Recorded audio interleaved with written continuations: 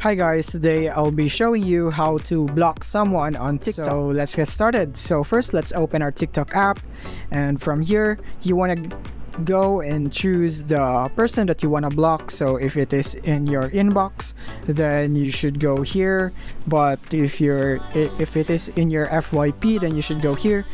Let's just say that this is the person that I want to block, just for example.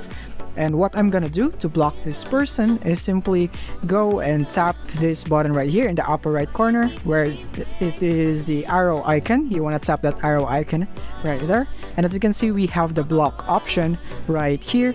So you want to tap on this icon right here. It says block, and we have now the option to block this person right now. So they will not be able to send your messages, see your posts, or find your profile. This doesn't include extended scenarios like multi-host live streams and so on. So once you're sure that you want to block this person, you can just now simply tap on block. And just like that, you have now blocked that person, and that is how you block someone on TikTok. If this video helped you out, don't forget to hit the like button and subscribe button so that you won't miss our future updates. Thank you for watching.